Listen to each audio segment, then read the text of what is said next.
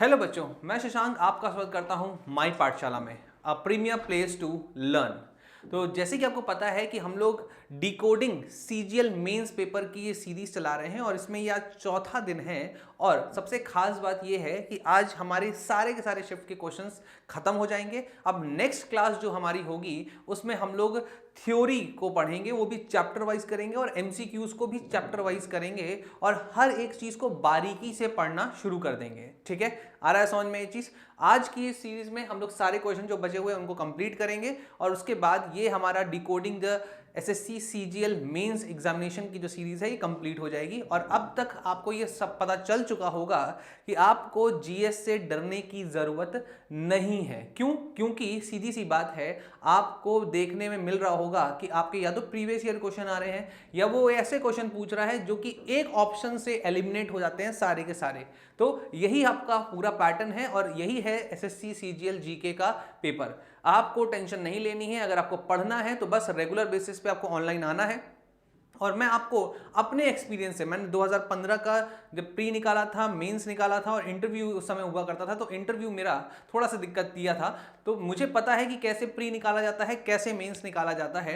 मैं आपको उसी तरीके से गाइड करूंगा और हेल्प करूंगा आपको कि आप जीएस में कैसे स्ट्रांग हो सकते हैं। क्योंकि मैंने अपना जो पेपर निकाला था वो जीएस के दम पर ही निकाला था। बहुत कम लोग एसएससी का पेपर अपने जीएस के दम पे निकालते हैं। तो आपको मैं अपना पूरा एक्सपीरियंस शेयर करूंगा। तो आज की जो सीरीज है इसको हम लोग शुरू करते हैं। सबसे पहला क्वेश्चन देखते हैं। तो सबसे पहला क्वेश्चन अगर आप ध्यान से देखें तो वो है, Pushyamitra Sunga who was the commander of Brihadratha the last Mauryan emperor killed the king and establish a new dynasty, which of the following was his dynasty. मतलब पुष्यमित्र सुंग जो है उन्होंने जो अपनी नई वंश का स्थापना की थी वो कौन से वंश से संबंधित है?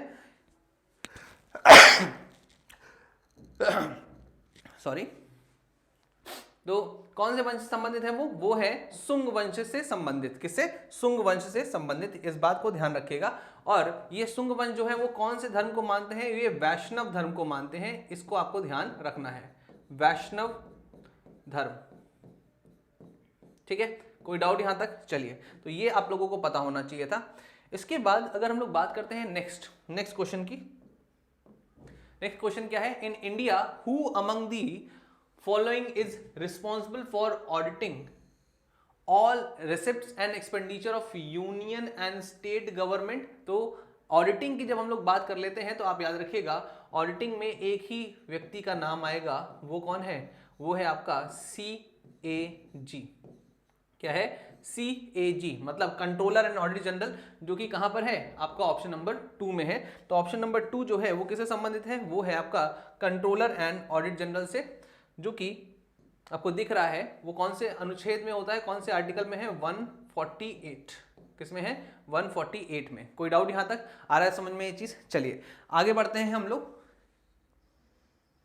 नेक्स्ट क्वेश्चन आता है, मैच द कॉलम। इसमें आप देख सकते हैं कि मौसम का नाम दिया गया है और आपको महीने का नाम दिया गया है, वो भी किस?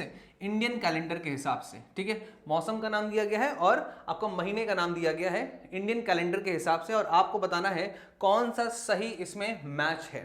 तो देखिए ध्यान से, ये वसंत लिखी है, ग्रीष्म लिखा है। ग्रीष्म का मतलब होता है समर्स, शरद का मतलब होता है विंटर्स, और वर्षा ऋतु तो हम सभी को पता है रेनफॉल सीजन होता है, तो रेनफॉल। ठीक है, रेनफॉल जो है अगर हम लोग बात करते हैं तो वो कौन सा होता है? श्रावण भद्रा जो होती है वो किससे संबंधित होती है? वो होती है आपकी रेनफॉल से। तो सी जो है अगर आप देखें ध्यान से तो सी आपको ऑप्शन नंबर यहाँ पे भी मिलने वाला है और यहाँ पे भी मिलने वाला है। इसके बाद अगर हम लोग बात करते हैं चैत और वैशाख, अश्विनी और कार्तिक, तो डी जो है वो आपका अश्विनी और कार्तिक से संबंधित है। मतलब शरद ऋतु अक्टूबर नवंबर में आती है। तो आपका ऑप्शन नंबर क्या हो गया? डी। ये हो गया, तो आपका आंसर हो गया ये। तो ए, बी, सी और डी, ये ऑप्शन में आपका ये डी ऑप्शन हो गया। देख लीजिए कौन कौन से अलग अलग तरीके की ऋतु हैं और उनके संबंधित जो महीने हैं वो हमें याद रखने हैं। तो चैत्र जो हिंदू का महीना है वो कौन सा है? वो है मार्च और अप्रैल का। फिर बैसाख जो है वो है अप्रैल और मई की। ज्येष्ठ जो है, ठीक है, वो है मई और जून का, जो गर्मी वाला। आषाढ़ जो है ये बरसात का होता है, जून जुलाई वाला हिस्सा। श्रवण, ठीक है, श्रावण जिसको बोलते हैं वो जुलाई और अगस्त का है। फिर भद्रा, भद्रा जो है वो अगस्त और सितंबर का है। तो यहाँ पे देखिए आप समझ पा रहे होंगे वर्षा जो है वो किसमें, सावन और भद्रा में आती है, तो सी से 3 हो गया, आपका लॉजिक बिल्कुल सही बैठ गया। ठीक है, अश्विनी का हम लोग बात करें तो सितंबर और अक्टूबर, कार्तिक ये अक्टूबर नवंबर की बात हो रही है, मतलब सर्दियां यहाँ से शुरू हो जाती हैं। फिर मर्ग शीर्षा ये है आपका दिसंबर, नवंबर दिसंबर, और उसके बाद पूस जो लगते हैं ये दिसंबर और जनवरी के बीच में लगते हैं, पूस में कोई खास काम नहीं होता है। माघ, माघ का महीना होता है जनवरी और फरवरी का, और फागुन का महीना होता है फरवरी और मार्च का। तो ये आपके सारे के सारे इंडियन कैलेंडर और ये ग्रेगोरियन कैलेंडर, ये दोनों कैलेंडर को मैंने यहाँ पर जोड़कर आपको बता दिया है। अब कभी भविष्य में कोई क्वेश्चन आए आप आसानी से कर पाएंगे।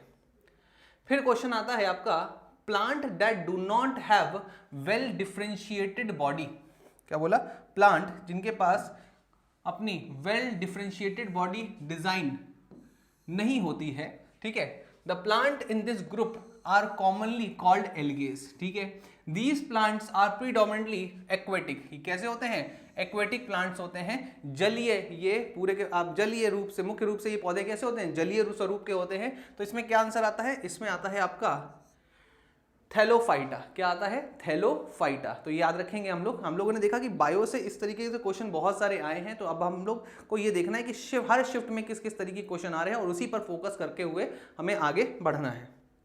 नेक्स्ट क्वेश्चन, ये अच्छा क्वेश्चन है, which officer under Alauddin Khilji was required to maintain a register of merchants. Register of merchants की बात हो रही है। To ensure an adequate supply of goods, to ensure adequate supply of goods. तो ये कौन है, याद रखिएगा, ये व्यक्ति जो होता था वो होता था आपका शाहना ए मंडी। तो मंडी सिस्टम जो है, मंडी सिस्टम ये किसने शुरू किया है, मंडी किस किस की, आपके एनिमल्स की मंडी अलग थी, आपके जानवरों की मंडी अलग हुआ करती थी, ठीक है, इसके बाद आपके खाने की मंडी अलग होती थी, सब्जियों की मंडी अलग होती थी, ठीक है, वेजिटेबल्स की अलग, वेजिटेबल्स की अलग, और ग्रेन्स की अलग, ग्रेन्स मतलब जो आपके अनाज हैं उनकी, ग्रेन्स की अलग, ठीक है। और ये मंडी सिस्टम सबसे पहले किसने शुरू किया, इकोनॉमिक रिफॉर्म्स कौन लेकर आया है, तो अलाउद्दीन खिलजी लेकर आया है, ऐसे हमारे इतिहासकार बताते हैं, ठीक है। आगे बढ़ते हैं, next, which of the following launch NEAT 3.0, NEAT 3.0 to provide best developed ed tech solution in January 2022। तो जनवरी 2022 में सबसे बेहतर एडटेक सोल्यूशन को देने के लिए कौन सी मिनिस्ट्री ने नीट 3.0 को लॉन्च किया था, तो इसका आंसर आता है धर्मेंद्र प्रधान जी जो है मिनिस्ट्री ऑफ एजुकेशन संबंधित, उन्होंने इसको लॉन्च किया है। और इसमें क्या क्या खास बातें हैं उसको देखिए जरा। तो union ministry of education Dharmendra Pradhan has launch, full form देखिए नीट का, national educational alliance for technology and regional language textbooks prescribed by the All India Council for Technical Education। तो AICTC के द्वारा इसको प्रिस्क्राइब किया गया था।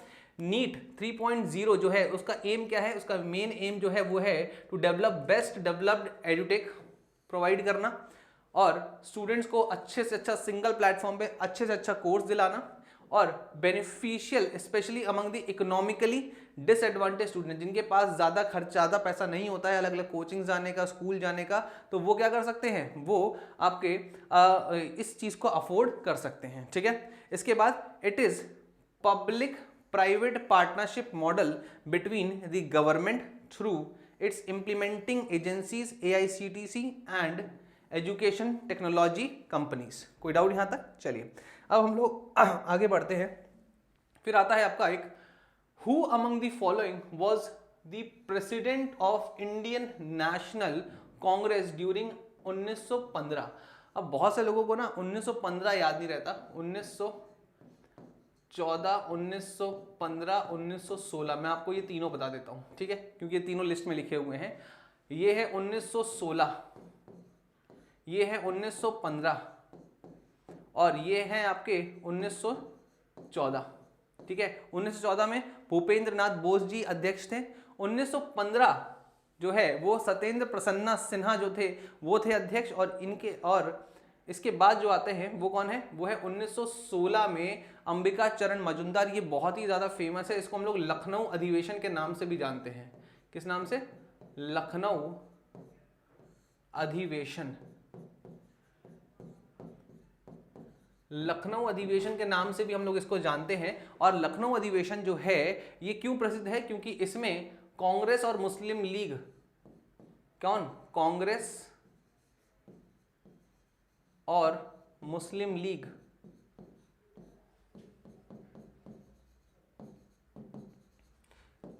का एकीकरण हुआ था। मुस्लिम लीग और कांग्रेस जो है वो एक साथ जुड़ गई थी, और इसमें साथ ही साथ एक और खास चीज हुई थी, वो क्या था? नरम दल और गरम दल जो थे वो भी एक साथ आ गए थे। ठीक है, कोई डाउट यहां तक? चलिए आगे बढ़ते हैं। अब देखिए ये बड़ा सा क्वेश्चन आपको दिख रहा होगा, पर ये बहुत ही सरल क्वेश्चन है। देखिए क्या संबंध है ग्लोबल वार्मिंग के संबंध में निम्नलिखित कथनों पर विचार कीजिए, या कथन दिए गए हैं और आप बताइए, उसमें विचार थोड़ा सा करिए कि वो सही है या गलत है। तो आपको बताना है कौन कौन से इसमें कथन जो हैं वो सही हैं। Global warming is a long term heat of the earth, बिल्कुल सही है। ग्लोबल वार्मिंग का नाम से ही समझ में आ रहा है, ग्लोब की warming, earth surface observe since the pre industrial period due to the human activities, बिल्कुल मानव गतिविधियों की वजह से हुआ है। प्राइमरीली फॉसिल फ्यूल बर्निंग, बिल्कुल जो आप जो खनिज जलाते हैं, जो कोयला जलाते हैं, जो आप पेट्रोलियम जलाते हैं, उसकी वजह से धुआं निकलता है, उसकी वजह से, बिल्कुल सही है। विच increases the heat trapping green house gas level in the earth atmosphere, बिल्कुल सही है। ये कथन 100% सत्य है और ये बिल्कुल सही परिभाषा है ग्लोबल वार्मिंग की। ठीक है, अच्छा इसके बाद अगर हम लोग बात करें तो global warming causes climate change, बिल्कुल भैया ग्लोबल वार्मिंग ही तो क्लाइमेट चेंज को परिवर्तित करेगी, क्योंकि जैसे जैसे ऊष्मा बढ़ेगी, जैसे जैसे हीट बढ़ेगा, वैसे वैसे ही तो आपका तापमान जब बढ़ेगा तो जलवायु में परिवर्तन देखने को मिलेगा ही मिलेगा। अब देखिए यहां पर मैंने आपको कुछ भी एक्स्ट्रा नहीं बताया है, आपका जो कथन है वो उसको पढ़ रहा हूं और इसमें आपको समझ में आ रहा है कि भाई हाँ, ग्लोबल वार्मिंग का मतलब होता है पूरे ग्लोब की वार्मिंग। पूरे ग्लोब की वार्मिंग कैसे होगी? उन गैसेस की वृद्धि से होगी जिनके पास ऊष्मा को अवशोषित करने की शक्ति है। कौन कौन सी वो गैसेस हैं? CO2 है, जलवाष्प है, स्मोक है। आ रहा है समझ में ये चीज? वही चीजें लिखी है।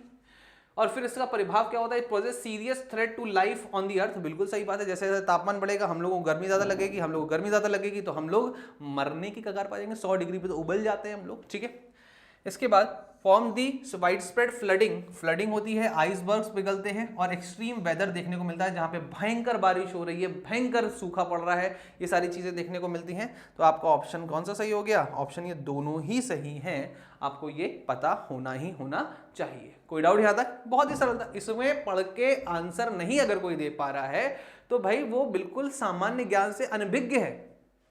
ग्लोबल वार्मिंग, ग्लोब की वार्मिंग, खत्म खेल। और ग्लोब की वार्मिंग कैसे होगी? ग्लोब की वार्मिंग होगी जब एक चादर ऐसी बिछ जाएगी जो कि ऊष्मा को वापस जाने ही नहीं देगी। ऊष्मा को वापस जाने नहीं देगी तो ऊष्मा की वजह से हमारे यहाँ पे तापमान बढ़ेगा, तापमान बढ़ेगा तो जो बड़े बड़े बर्फ के सिल्ले पिघलना शुरू होंगे, पिघलेंगे तो फिर आपका जो बर्फ जब पिघलेगी तो भाई सीधी सी बात है आपकी बाढ़ की स्थितियां बनेंगी, बाढ़ की स्थितियां बनेंगी तो आप डूबेंगे और मरेंगे, है ना? है ना? तो बस यही बात है। आगे बढ़ते हैं next. In August 2021, the Ministry of Labour and Employment launched the Dash portal for creating national database of unorganized worker. क्या है वो डेटाबेस का नाम क्या है? वो डेटाबेस है आपका ई श्रम। मेनली ये अनऑर्गेनाइज सेक्टर को और अच्छे से ऑर्गेनाइज करने के लिए बनाया गया था, ई श्रम डेटाबेस। ठीक है, चलिए फिर आता है who explain the structure and reproductive system of algae का स्ट्रक्चर। ये मैं आपको बताऊं कि साइंस जो है ना, खासकर इस बार ये मैं मानूंगा, हाँ ये मैं मान सकता हूं कि जो जिनके पास नॉन बायो बैकग्राउंड के जो लोग हैं, जिनके पास साइंस नहीं थी या जिनके पास बायो नहीं थी, देखिए यहाँ पे मैं बता रहा हूँ बायो की बात कर रहा हूँ क्योंकि बायो से बहुत लोग परेशान थे, क्योंकि बायो में ऐसे ऐसे क्वेश्चन पूछ दिए गए जो बिल्कुल कहीं ना सुने थे ना कभी देखे थे, और वो भी सिर्फ और सिर्फ साइंटिस्ट और उनकी जो खोजें हैं उनसे संबंधित है। देखिए तो इसका आंसर क्या है? इसका आंसर है F.E. फ्रीट्स। ठीक है, F.E. फ्रीट्स। द इंड्यूस्ड करंट, अभी इंड्यूस्ड करंट कहां से आता है? मैग्नेटिक कॉइल या मैग्नेटिज्म की वजह से आता है। ठीक है, और highest when the direction of motion of the coil is, कैसा होगा कॉइल? भाई सीधी सी बात है, कॉइल ऐसे कॉइल ये होता है, ठीक है, कॉइल ये है, तो इसमें कैसे चलेगा, right angled to the magnetic field. जो अब यहां पर इसके अंदर आपका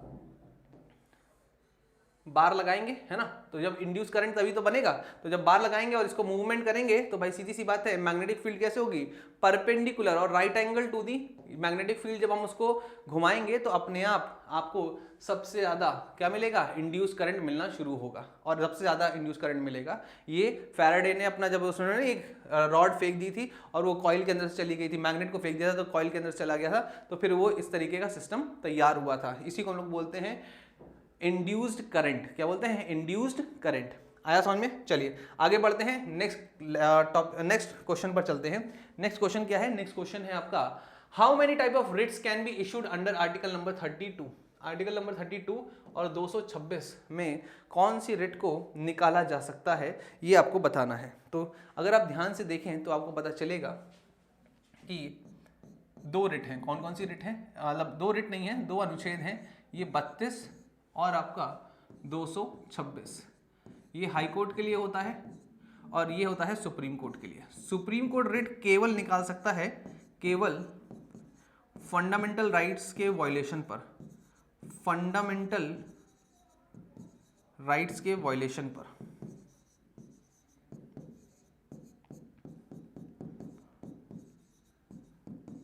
ठीक है, और हाई कोर्ट जो है वो किसी भी चीज पर अपनी रिट निकाल सकता है, matters other than fundamental rights पर भी वो अपनी रिट निकाल सकता है, अदर देन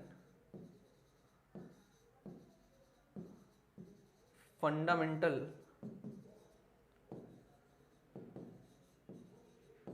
राइट्स। ठीक है, आया समझ में? कितने टाइप की रिट्स होती हैं मैंने आप लोगों को पिछली क्लास में बताई हुई थी, और वो कितनी है, टोटल है 5 टाइप की रिट्स। ठीक है, कोई डाउट? चलिए अब हम लोग आगे बढ़ते हैं और देखते हैं क्या, hydrogen. Hydrogen resembles the property of which two groups, कौन से दो ग्रुप की प्रॉपर्टी को क्या करता है, ये पीरियोडिक टेबल में रिप्रेजेंट करता है।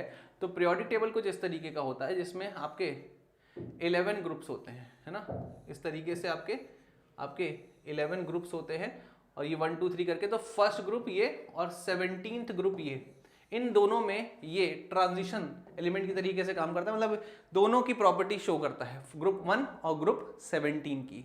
कोई डाउट यहां तक आ रहा है समझ में? चलिए आगे बढ़ते हैं नेक्स्ट। अब ये देखिए लिखा हुआ है statement, which of the following statement is or are true, COP is propose, COP 18। COP का फुल फॉर्म क्या होता है, सीओपी का मतलब होता है कॉन्फ्रेंस ऑफ पार्टीज। क्या बोलते हैं, conference of parties. Conference of parties ये एक एपेक्स बॉडी है। क्या है ये एक एपेक्स बॉडी है जो कि UNFCCC के द्वारा बनाई गई है। किसके द्वारा बनाई गई है, UNFCCC के द्वारा बनाई गई है। और ये एपेक्स बॉडी जो है ये डिसीजन मेकिंग बॉडी है UNFCCC की, जो कि क्लाइमेट चेंज को कंट्रोल करने के लिए बनाई गई थी। अब इसके हर साल एक कॉन्फ्रेंस होती है जिसको हम लोग बोलते हैं COP कॉन्फ्रेंस। ठीक है, COP 28 COP। तो COP 28 कहाँ होनी है, तो ये न्यू दिल्ली में नहीं होनी है, ये दुबई में होनी है। प्रपोज्ड कहाँ पर है, दुबई में प्रपोज्ड है। तो ये आपका स्टेटमेंट हो गया गलत। अब आपका जब ये स्टेटमेंट गलत हो गया, अब देखिए क्या क्या चीज़ है, ये गलत हो गया, ये खत्म हो गया, बी और सी आर ओनली बी। आप देखते हैं सी को देख लेते हैं, the first United climate change conference held in Paris. नहीं, सबसे ज्यादा फेमस जो COP हुई है वो पेरिस में हुई है, और वो कहाँ, वो कब हुई है, वो 2015 में हुई है। और वो कौन से नंबर की COP थी, वो COP 21 नंबर की थी। COP 21 पेरिस में हुई, सबसे फेमस है। तो ये भी आपका बिल्कुल गलत हो गया, तो सी भी गया आपका ऑप्शन नंबर 1। भले ही आपको ऑप्शन बी नहीं पढ़ा आपने, पर आपका आंसर आ गया, option B is the right answer. ठीक है, चलिए आगे बढ़ते हैं next. In India according to the insolvency and bankruptcy code 2016, the process of insolvency resolution for companies should be completed in how many days. तो ये इंसॉल्वेंसी क्या होता है कि भाई कोई अगर दिवालिया घोषित हो गया है तो उसमें सरकार किस तरीके से काम करने वाली है, तो कितने दिन में उसको तो सारी चीज़ें मिल जाएंगी, तो वो आपका 180 दिन, मतलब 180 दिन का मतलब कितना हो गया, अब मान के चलिए लगभग 3 महीने, ठीक है, 3 3 60 90 दिन, 6 महीने, टोटल कितने, 180 दिन, 6 महीने जो है वो हो गए आपके। तो इंसॉल्वेंसी एंड बैंकरप्सी कोड 2016 में आया था, और इसमें जो भी रेजोल्यूशन पास करना है कंपनी को, जो भी कंप्लीट होगा वो किसके अंदर हो जाएगा, 180।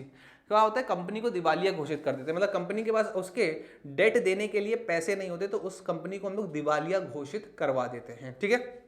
तो उसी से संबंधित ये पूरा का पूरा विवरण है। The national census does not recognize the group within India। कौन सी चीज में, जो नेशनल सेंसस हुआ था हमारा, जो सेंसस 2011 का हुआ था, उसमें क्या चीज नहीं हुई थी, अनुसूचित जाति की काउंटिंग हुई थी, धर्म के आधार पर काउंटिंग हुई थी, आदिवासी के टर्म पर हुई थी, जाति के आधार पर नहीं हुई थी। इस बार जाति के आधार पर होने की संभावनाएं हैं। संभावनाएं क्या, बोला ही गया था कि 2022 या 2021 की जो जनगणना होगी उसमें जाति के आधार पर भी उसकी जनगणना कराई जाएगी।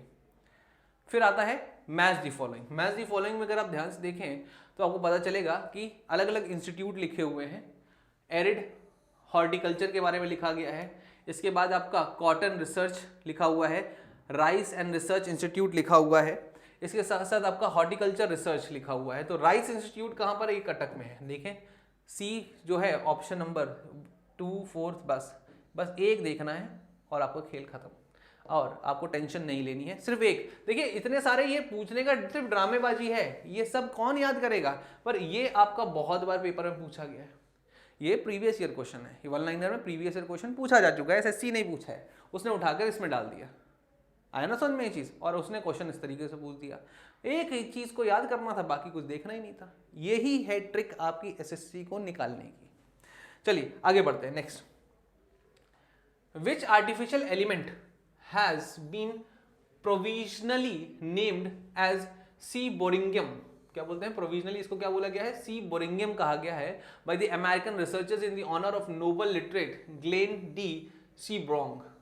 ये बहुत ही फेमस व्यक्ति हैं, इन्होंने प्लूटोनियम और बहुत सारे अलग अलग एलिमेंट्स की खोज की थी, याद रखेंगे इनको।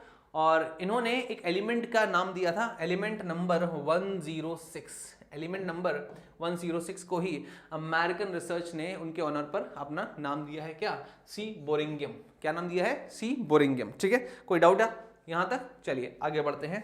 Next, name the hot dry oppressing wind that blows in between Delhi and Patna. Delhi and Patna में एक ऑप्रेसिव विंड घूमती है या बहुत ज्यादा हॉट एंड ड्राई, ठीक है, तो वो कौन सी है देखते हैं। अगर ये थोड़ा गलत लिख दिया गया है, ये इसको थोड़ा सही कर लीजिए, ये शौचालय नहीं है, ठीक है। लू,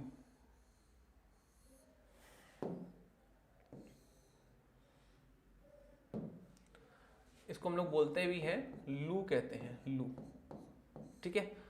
लू आपने देखा, लपट हिंदी में बोलते हैं हम लोग, लपट सुनने में उत्तर भारत के जो लोग हैं वो जानते हैं लपट। चल सुनिए, नॉर्वेस्टर, मैंगो शावर और ब्लॉसम शावर, ये तीनों आपकी बहुत ही हल्की फुहार होती हैं, स्लाइट ड्रिजल होती हैं। क्या होती हैं, स्लाइट ड्रिजल, मतलब हल्की हल्की जो पानी की जो बूंदें गिरती हैं ना, उनको हम लोग बोलते हैं स्लाइट ड्रिजल। तो ये तो पानी वाली नमी हो गई। तो ये कैसी है, हॉट एंड ड्राई है, तो बचा क्या, बचा आपकी लू। वैसे ही उत्तर भारत में मुख्य रूप से चलती है, पर इसमें लिखा हुआ है क्या, दिल्ली से पटना, दिल्ली लिख दिया ना, खेल खत्म। लू दिल्ली में चलती है, इसको याद रखना है। लू जो है ये एक लोकल विंड है,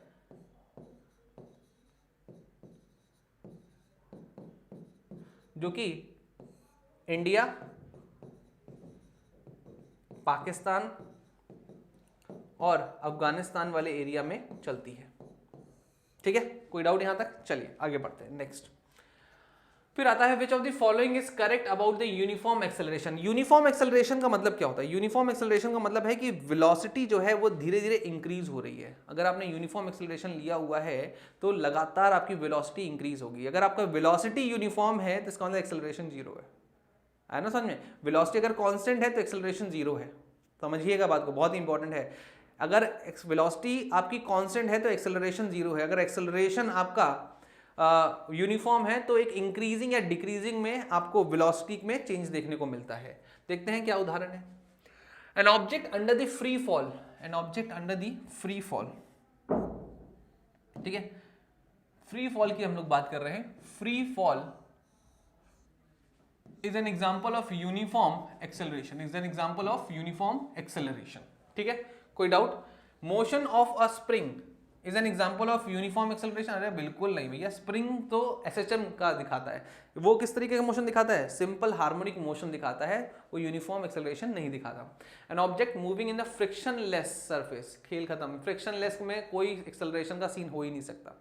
an object moving with a constant speed is an example of uniform acceleration, constant speed नहीं, ठीक है, स्पीड इंक्रीज हो रही है। तो आपका ऑप्शन क्या बचा, ऑप्शन बचा आपका ऑप्शन नंबर ए। अब देखिए कोई भी चीज आप अगर गिराते हैं, जैसे ये एक पत्थर है, आप नीचे गिरा रहे हैं, अगर इसको आप बहुत ऊंचाई से गिराएंगे और छोटा सा पत्थर है और आपके सर पे लगा तो आपका सर फट सकता है, पर अगर आप उसको बस इतनी सी ऊंचाई से गिराइए और थोड़ा भारी पत्थर भी है तब भी आपको उतनी चोट नहीं लगेगी जितना उस ऊंचे वाले से लगेगी। क्यों? क्योंकि कॉन्टिन्यूसली इस पर जी लगता रहता है। क्या लगता रहता है? कॉन्टिन्यूसली इस पर जी लग रहा है, मतलब यूनिफॉर्म एक्सेलरेशन लग रहा है इस पर, और उसकी वेलोसिटी तेजी से इंक्रीज होती चली जाती है। आया समझ में ये चीज? कोई डाउट यहाँ तक? चलिए आगे बढ़ते हैं नेक्स्ट। फिर आता है आपका क्वेश्चन नंबर 21। क्वेश्चन नंबर 21 की अगर हम लोग बात करते हैं तो क्या लिखा है, match the list 1 and list 2 medal tally in the national games. तो सर्विस टीम महाराष्ट्र, हरियाणा और कर्नाटक, ठीक है। तो देखिए ध्यान से, अगर मैं आपसे बात करता हूं तो जो सर्विस टीम है, अच्छा इसमें कुछ गड़बड़ है क्या? हाँ, ऑप्शन ही गड़बड़ है, तो कोई बात नहीं, इसको मैं आपको समझा देता हूं, मैं आपको डायरेक्ट बता देता हूं तो कौन कौन सा है इसमें। सर्विस टीम जो है इसको क्या मिला था, highest number of medals including gold and silver, ये बिल्कुल सही है, ये है आपका हाईएस्ट नंबर ऑफ मेडल्स, जो इसमें गोल्ड सिल्वर ब्रॉन्ज सारे मिले थे। इसके बाद अगर हम लोग बात करते हैं, एक सेकंड नहीं, ये तो नहीं हो सका, ये तो महाराष्ट्र को मिला था, तो महाराष्ट्र को ये वाला मिला था, महाराष्ट्र को मिला था, हाईएस्ट नंबर ऑफ मेडल्स मिले थे।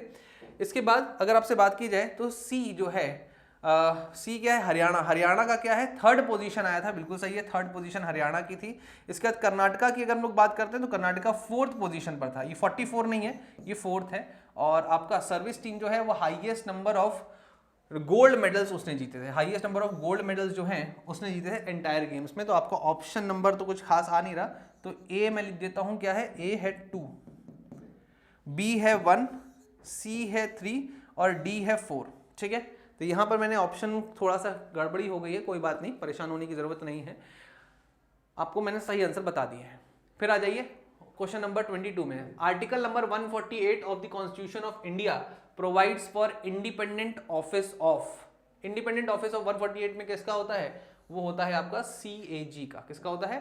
CAG का। हम लोगों ने इसको बहुत बार पढ़ा हुआ है, हम लोगों ने देखा भी हुआ है, ठीक है, कोई डाउट? चलिए next. Which is a specialized excretory cell found in the platymathines that act like kidney, ये थोड़ा टफ सवाल है। Removing the waste materials through the filtration। अब ये जो सवाल है ना, ये पूरा बायो से है, इसमें हम लोग डिटेल में नहीं जा रहे हैं, अभी मैं आपको इसका आंसर सीधे सीधे बता दे रहा हूँ। ये कुछ 25 क्वेश्चनों में से वो क्वेश्चन है जो कि हाँ, जो नॉर्मल बायो वाला होगा ना उसको भी थोड़ा सा डर लगेगा, थोड़ा सा समझने में टाइम लगेगा। स्पॉन्ज सेल जो होते हैं, ये इसका सही उत्तर है, ये आपको याद रखना है।